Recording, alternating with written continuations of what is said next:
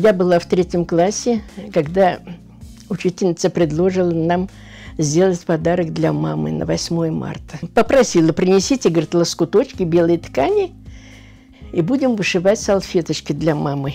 Приготовили маме подарок, подарили. Мама говорит: неужели это ты сама вышила? Я говорю: да, учительница показала, и мы сами вышивали.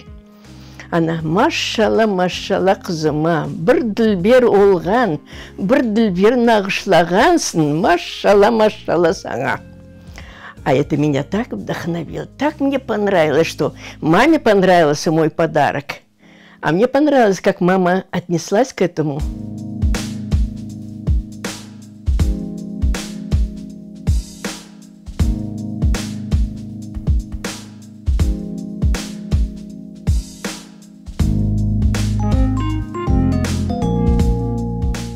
Деревья, листики деревьев, цветы вышиваются французским узлом вот этим.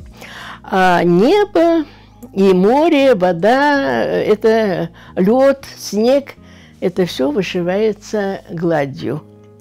Но тут дело в том, что используется разная нить.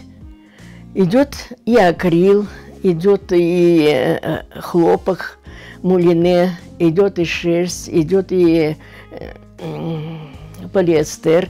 Если небо вышиваешь, значит, идет мулине, чтобы оно не отблескивало.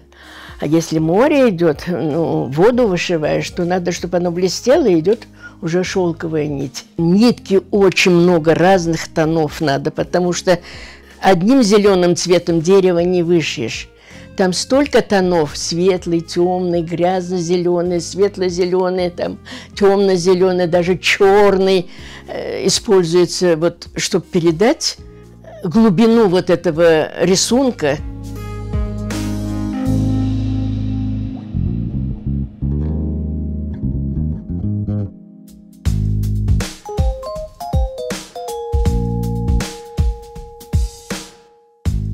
Ну, когда в Узбекистане жили, конечно, и папа, и мама, родственники собирались, все время говорили: Крым, вот Крым такой так красивый, вот Крым такое самое, в Крыму не жарко, вот в Крыму пыли нету, вот Крым, Крым, в Крыму столько родников, столько колодцев, вот. Они просто болели вот этим Крымом. И в нас, наверное, с детства уже вот это было привито любовь к Крыму, к родине. И когда мы в Крым переехали, я только тогда оценила то, что они говорили про Крым. Вот когда я это увидела все, это просто меня, не знаю, как взволновало. Думаю, не зря они говорили про Крым, не зря они болели про Крым. И куда ни взглянешь, хочется увиденное запечатлеть.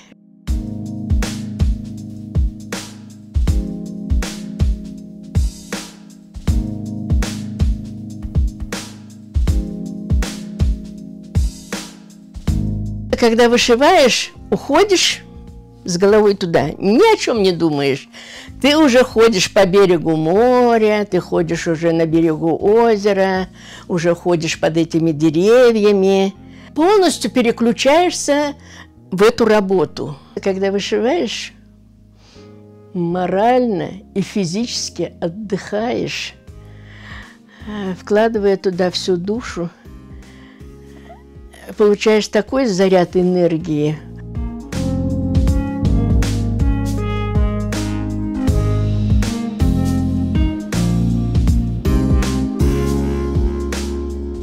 И нельзя сидеть, сложа руки перед телевизором. Надо все время чем-то быть занятым. Я считаю, что человек должен все время усовершенствовать свою технику, усовершенствоваться в том отрасли, в каком он занят. Например, если воспитателем работаешь, изучаешь дальше какие-то методические работы. Если вышивкой занимаешься, значит, изучаешь какие-то другие техники вышивания. Вы знаете, у меня столько энергии, как будто я буду 100 лет жить, и я буду 100 лет вышивать.